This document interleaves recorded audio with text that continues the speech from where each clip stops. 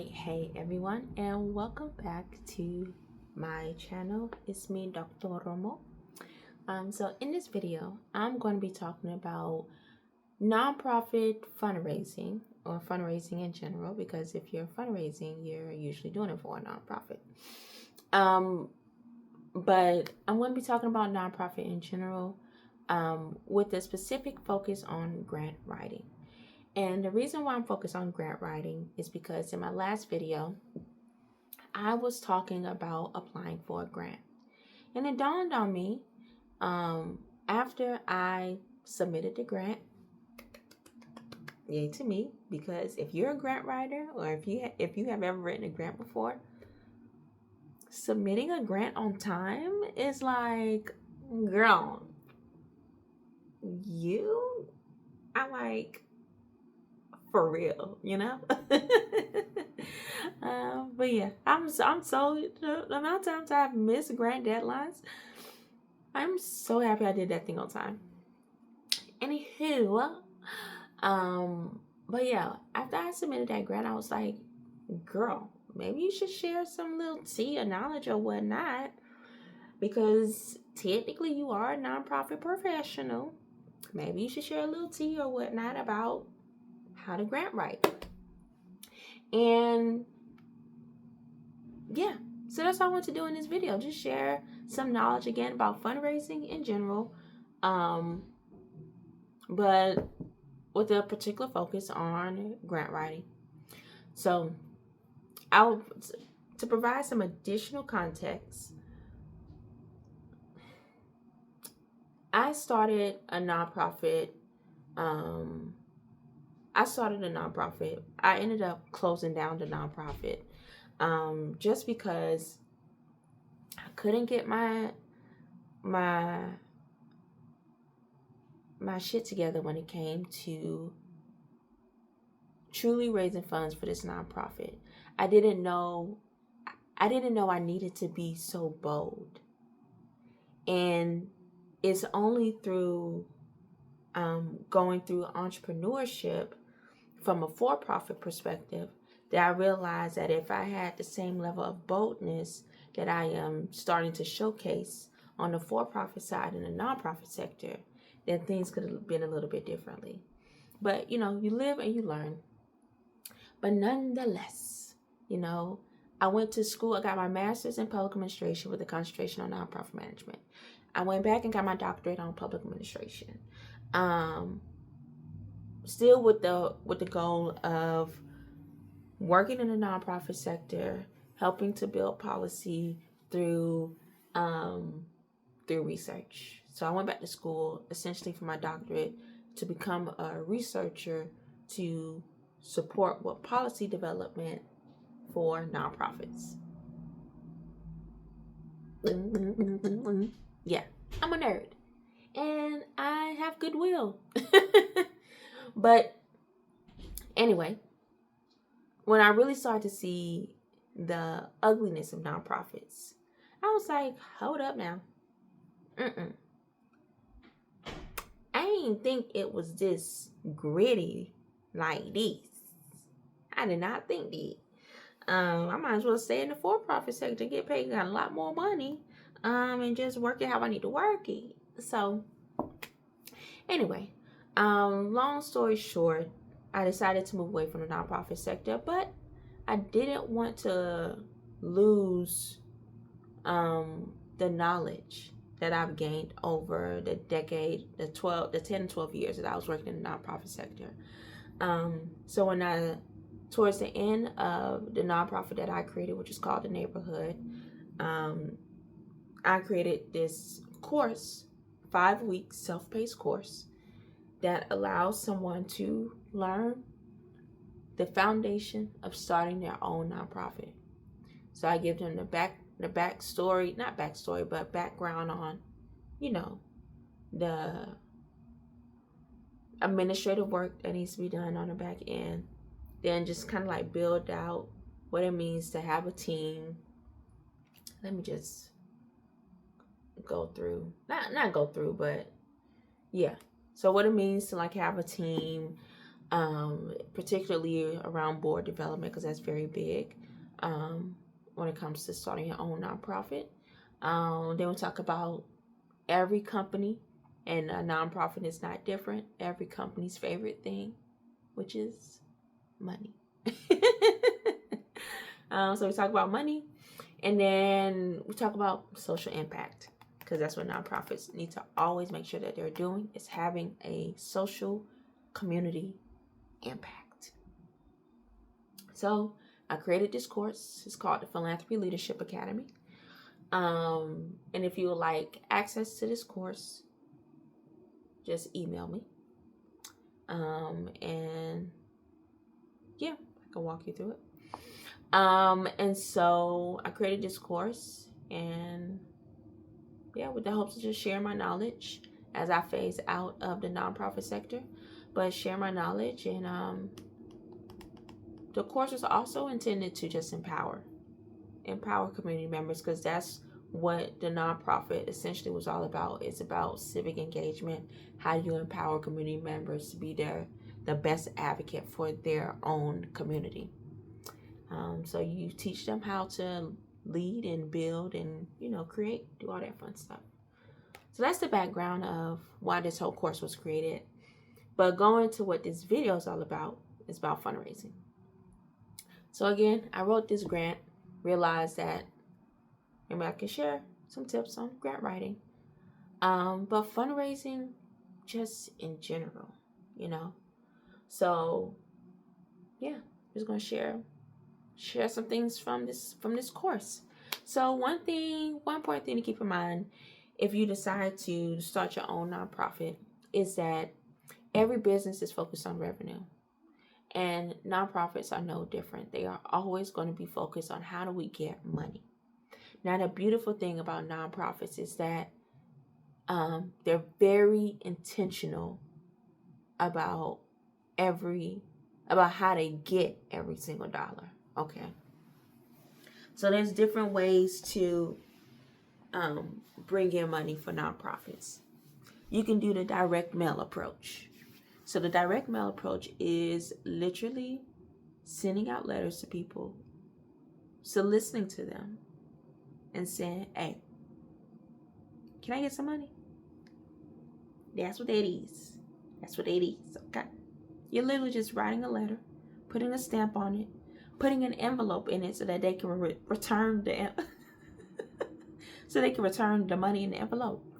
Or you have something called a reply device. A reply device is literally a device that they reply on, stating how much money they're going to give and to which program they're going to give the money to, and they send it back to you, and you run that credit card, okay? Or you cash in that check, okay? So you can do direct mail. You can do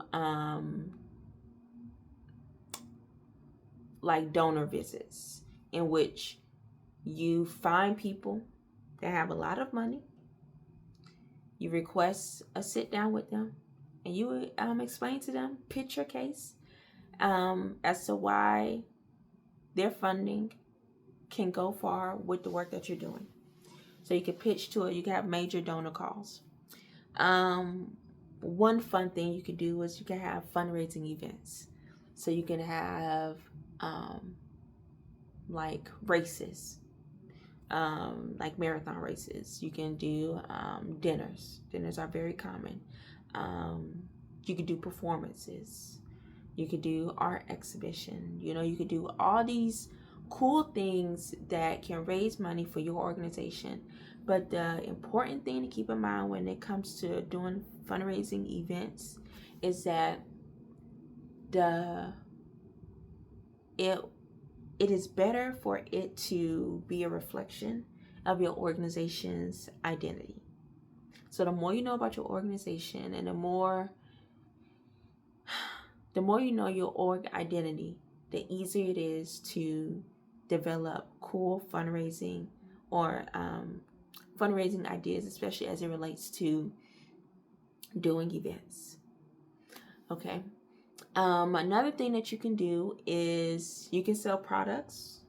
So offer products or services that relates to your your organization's mission.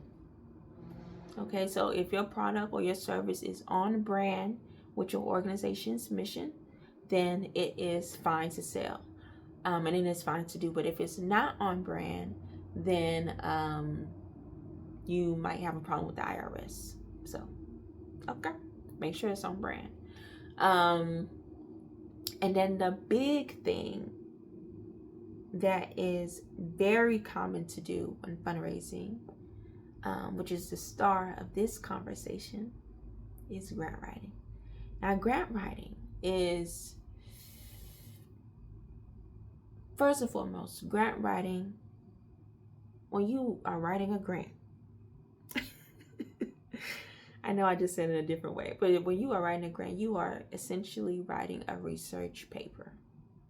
So if you have ever written a paper before, you can write a grant. You hear me?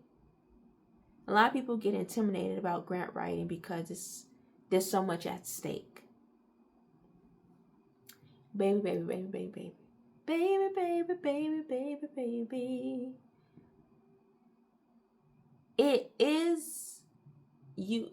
You can get a lot of money from grant writing.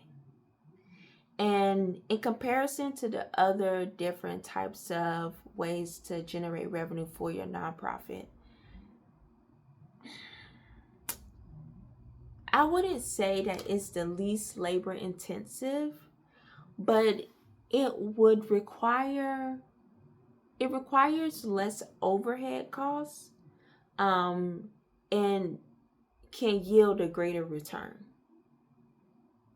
Whereas the other methods that I shared, you're gonna have to put up not a lot, but a good amount of money to make these things work. But grant writing, not so much, But that I'm saying all that to say that, like, it still doesn't have to be scary. It can be fun. You're writing, like, when you're writing a research paper, you're writing a story in a way. Like, you're just writing a beginning, a middle, and an end. The beginning part when it comes to grant writing is introducing who you are as an organization and therefore the work that you're doing. That middle part is a piece, like, you're writing about your background, not your background, you're providing context as to why you're doing the work that you're doing. And you're also talking about the impact, what you hope to achieve by obtaining the funding from this funder.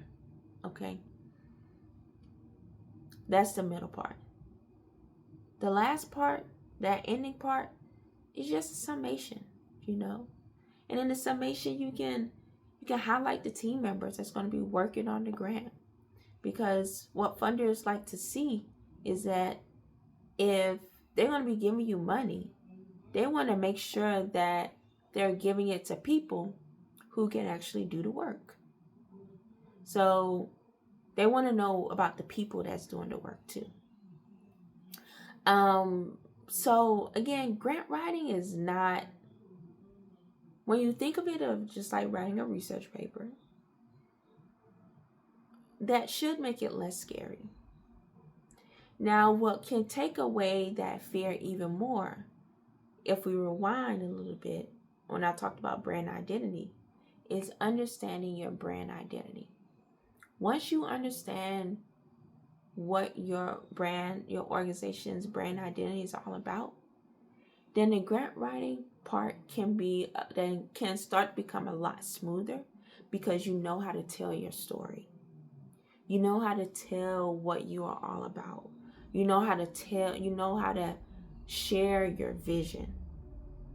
And within sharing your vision and taking this funder on a ride with you on what can happen if they support you, when you take them on this vision, you are also explaining to them the work that you're trying to do. And because you understand your brand identity, you can also highlight some creative approaches that you'll be taking in order to do this type of work that you're asking for funding for. So, again, like, grant writing can seem scary, but if you just practice and have that fundamental of, I'm writing I'm writing a beginning, a middle, and an end. I'm just writing a research paper that also includes a money request of $250,000. You're just writing a research paper that you're also asking for money for. Now, although again, people can have a lot of fear in a way about grant writing, but the beautiful thing about grant writing, which is why I think more people should engage in it, which again is probably why I'm even making this video and providing it for free, is because once you're able to write a grant,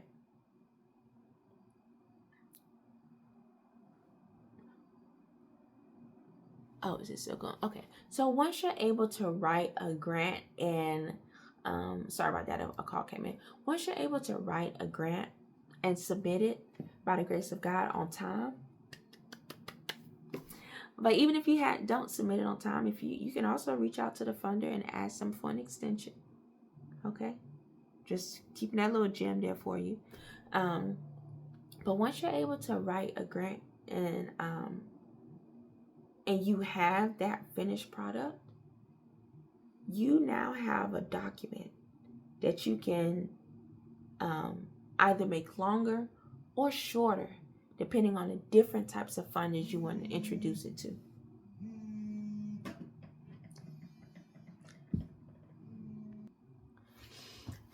So the beautiful thing about grant writing is that, which is why I recommend people to just practice writing grants, is that it allows you to workshop your whole concept of what you want funding for.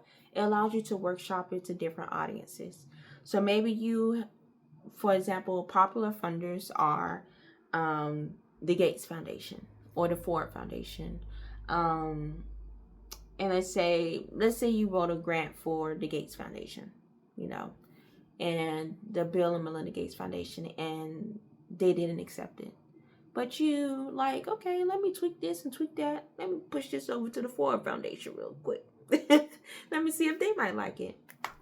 And they may like it. So it's like, okay, we got something going. We got somebody, a funder has showed interest. That means that this thing, people are willing to work with it. So let me see if I can condense this grant a little bit more. And let me write a letter of inquiry to my local government. Let me just send them a letter asking them for money to see if they may have some little extra little change, extra little dollars of discretionary funds, to support this work. And so you condense it, you write a 1 page, at most 2 pages, but ideally 1 page letter, send it to your local government, or send it to a corporation, or send it to somebody who got a lot of money. You send it to them. And you see that, hey, they fucking with it too. So again, that's a beautiful thing about writing a grant, is that because it has a low overhead cost, but can yield a greater return, it allows you to be able to do more with little. But again, you can workshop it. So yeah, it can be daunting, but again, grant writing and fundraising in general is a skill set, and skills can be learned. There are some people that it may be easier for just because of their personality, or just because of their upbringing. But at the end of the day, anybody can write a grant. And yeah.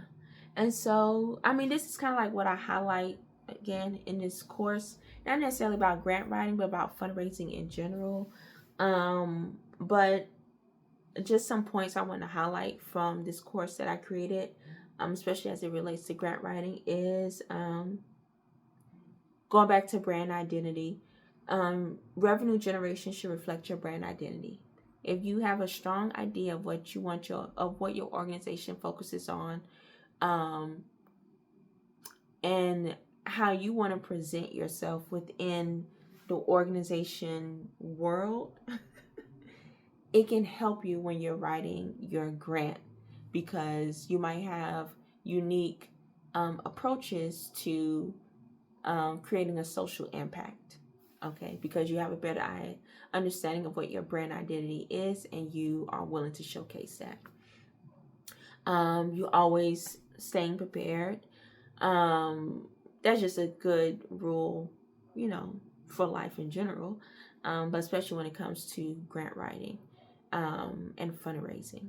Always just stay prepared, and stay prepared by having good team members, knowing who's going to do the work, knowing how the evaluation process is going to go, because that is also an important aspect of grant writing. It's not just a submission of a grant. It's also, by the grace of God, you get the grant, but now it's time. A year has passed or 2 years has passed, and so now it's time for you to write that report on how the funds were used. So make sure you're prepared for that too. And also, when it comes to preparation, having a good CRM, having a good system to manage the funds that comes in and all your donors, whether it's a organization that has funded your work or an individual that has funded your work, making sure you have a CRM to manage all that information, all that data. Okay, that's data, and data is good. Build partnerships to increase revenue. This is especially helpful when it comes to grant writing. If you are able to build partnerships with people, there's a higher chance that people will fund your work if they know that you are partnering with another organization. And the interesting thing about about grants in general, is that you can have an amazing grant, write an amazing story about how your work is going to have a great impact. But with funders, honestly speaking, they like to fuck with who they know. Okay? And if they don't know you, and if nobody can vouch for you, then they may not fuck with you. So that's why grant writing can be a lot, but thank goodness it's not the only source of revenue generation for nonprofits. It can be, listen to that word, it can be a big form of revenue, but it's not the only way. And that politics game in grant writing is real. If they don't know you, they most likely won't fund you. So if you can partner with an organization that may have a little bit more credibility than you, then they'll be a good look for you, and you can probably get funded. So just something to keep in mind. Another thing to keep in mind, which I mentioned on the slide, is that at the end of the day, fundraising is an art form, darling. It's an art, darling. So always have fun with it. Always have fun with grant writing, just writing in general. Again, you're just writing a story about the work you're doing and the impact that it's going to have. And then you also just tell them a little bit about yourself as an organization. Okay? So fundraising is an art form. And don't forget that. That means be creative, have fun with it. Another key thing to keep in mind is that fundraising is a combination of customer service and marketing and storytelling. You're marketing the work that you're doing. You're trying to convince people, like, hey, come to this 3-day breast cancer walk, because we're going to do something intense because we feel so strongly about this issue that we have to be we have to be intense about what we're doing. We have to be like relentless about what we're doing. So we're going to walk. How many miles was it? Oh, 60K. Was it 60K? Yeah. So we're going to do 20 miles a day to raise money and awareness for breast cancer. So, but that's marketing,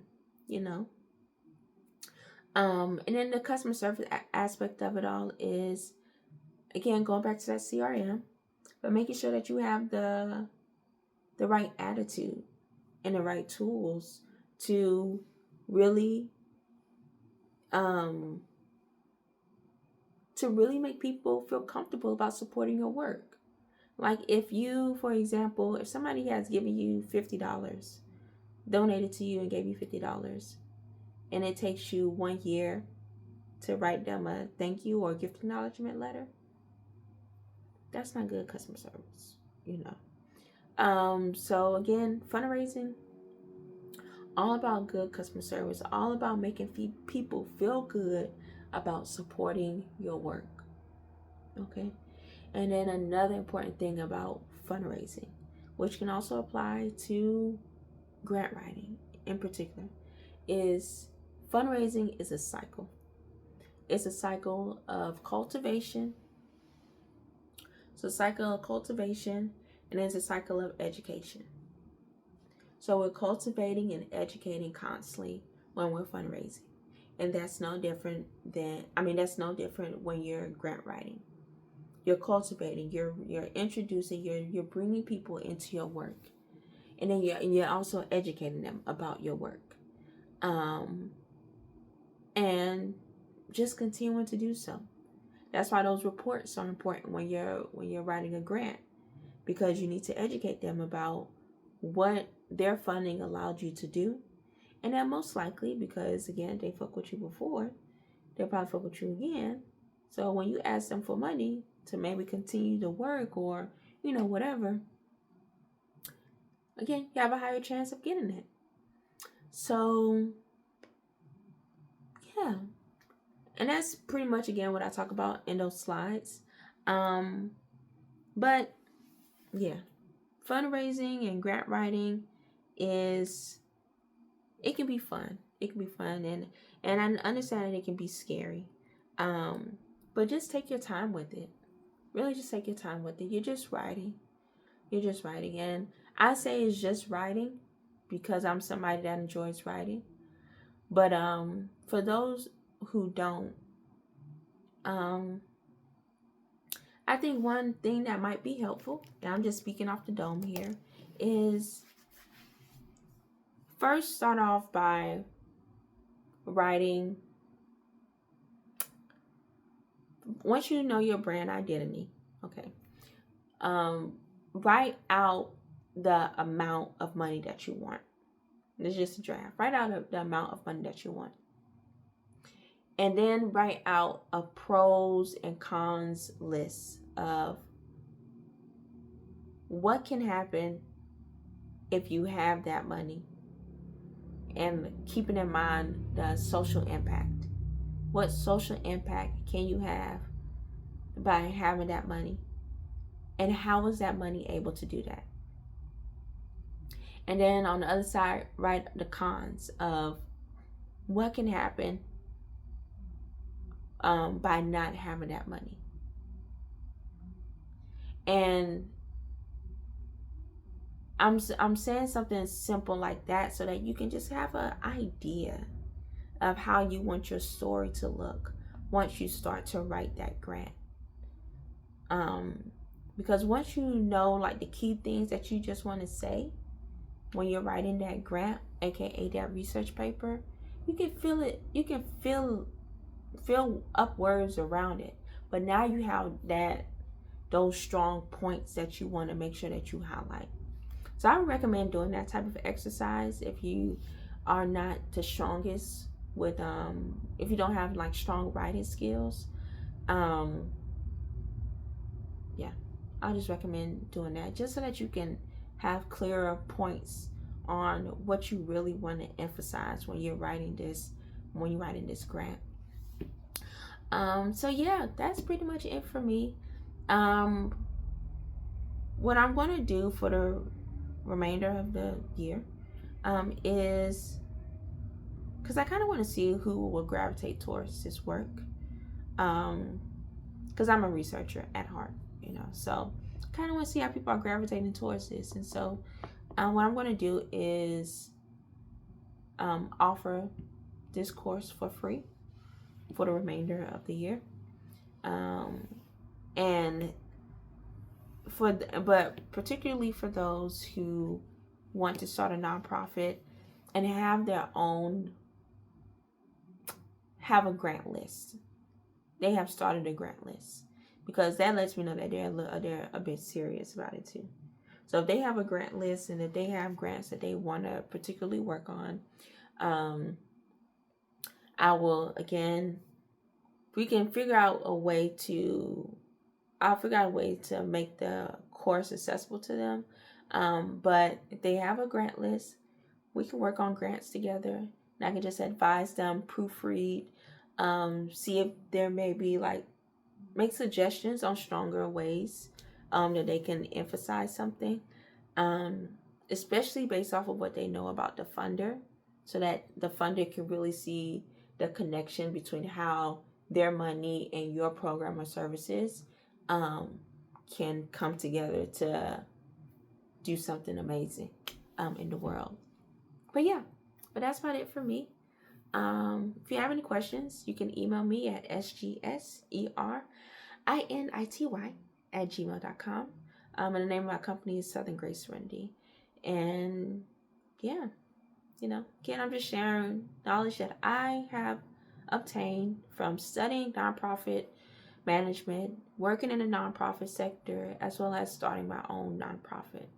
So I don't have all the answers, but I'm willing to share what I know for free, which is pretty cool in my opinion, because a lot of people will charge.